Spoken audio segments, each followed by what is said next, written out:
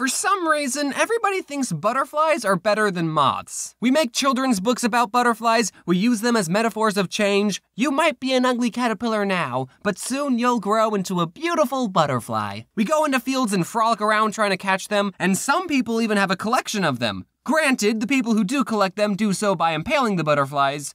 But whatever, it's still a compliment. How many other insects can say that they get this much affection? Maybe praying mantises. Where I come from, every time you see a praying mantis, you have to point it out like, whoa guys, look, a praying mantis! And then you just look at it. Anyway, back to the point. Moths, on the other hand, are like the white trash versions of butterflies. Even though moths and butterflies are practically the same creature, for some reason we give moths a bad rap. We laugh at them for flying into light bulbs. Butterflies would do that too if they want to sleep at night. Moths are so attracted to bright light that they'll follow it even if it kills them. You might think that this sort of behavior makes them stupid, but I like to think that this just shows how dedicated they can be. We also get mad at moths for eating our clothes, but if butterflies like the taste of our clothing, they wouldn't hesitate to chomp down on our laundry. Actually, butterflies probably think that they're too good for your clothing. They only eat the fine things in life, like flowers. You hear that? Butterflies think they're too good for your t-shirts. In Arizona, we have your normal run-of-the-mill moths. You know the type, small, gray. They look like a paper airplane made by someone who didn't know how to make a paper airplane. But we also have a moth called the white-lined sphinx moth. And these moths are like the Godzilla of the moth world. Which, actually, I'm pretty sure there is a giant moth in the Godzilla world.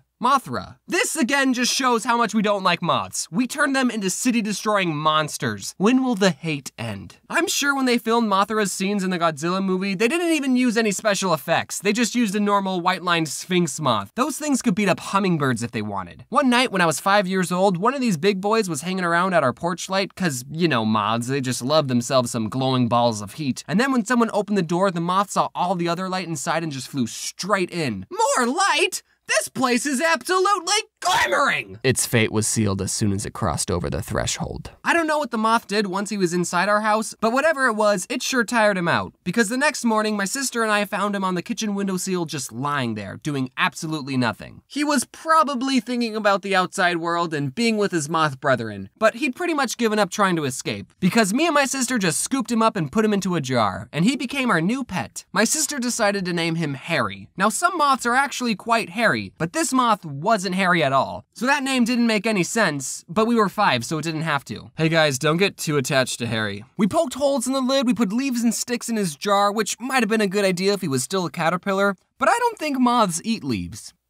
Do they eat leaves? We probably should have just put in a t-shirt. We thought we were taking good care of him. My mom apparently didn't like Harry. She said, I have a good idea. Why don't you take Harry to your kindergarten class tomorrow and I don't know, maybe he can be the class pet there. This is back when I thought my mom had good ideas, so we decided to take Harry to school, because think of how cool you would be as a 5-year-old showing all your classmates the giant moth you captured. Looking back at the situation, having a class pet whose lifespan that won't make it to the end of the school year isn't a smart idea. The teacher probably didn't want to have to come to school one day and explain to a room full of 5-year-olds why the class pet was lying on its back and not moving. So the teacher suggested, what if we release Harry at recess? Now, a lot of kids' movies that have animals in them, the animals usually don't like being captured. The animals want to be free and live out in the wild. Think Finding Nemo, Spirit, Happy Feet, Free Willy. It was common knowledge to every 5-year-old that all the creatures walking on this green earth wanted to live in the wild. So we were more than happy to put Harry back in his home. When it came time for recess, we all walked outside and were excited to be part of the newly instituted catch and release moth program. We were like those people who put beached whales back in the ocean. Except in this metaphor, the whale was already in the ocean minding its own business, and then 2 dumb kindergartners put it in a plastic baggie and then moved it miles away from its home. It was supposed to be a happy moment seeing Harry get rehabilitated into moth society. But what actually happened was a lot darker. We gathered around the teacher, she opened the jar, but Harry didn't fly out, so then she had to shake Harry out of the jar.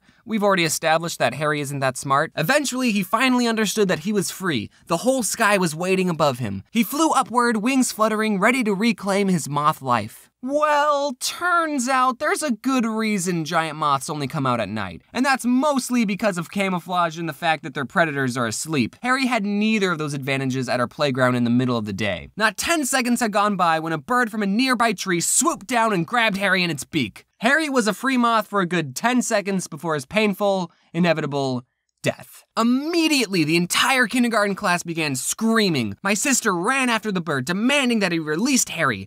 Unfortunately, birds don't listen to those sorts of demands. Am I right, Jaden? Ari, sit. Ari, roll over.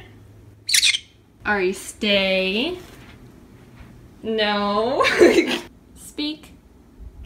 So then the teacher had to give us the talk about how nature is a lot scarier than it is in the movies. Basically, the circle of life involves a lot of death. But on the bright side, we totally made that bird's day. He was just sitting in a tree, probably wishing Arizona had more worms, and then boom, free meal. I wonder what I'm going to eat.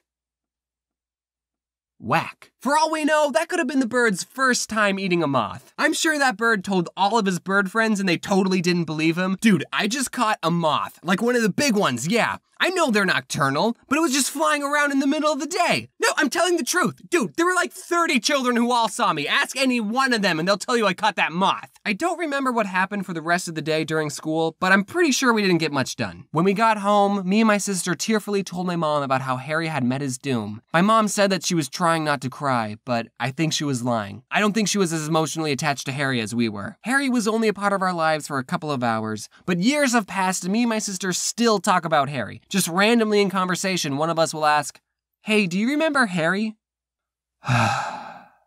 Yeah. And now a random moth that died 15 years ago will be remembered forever in our hearts. If only Harry was alive to see what he would have become. I want to share with you some pictures I've saved in Harry's scrapbook. Here are Harry's baby pictures. Here's Harry's first apartment. And here's the last thing Harry ever saw. I will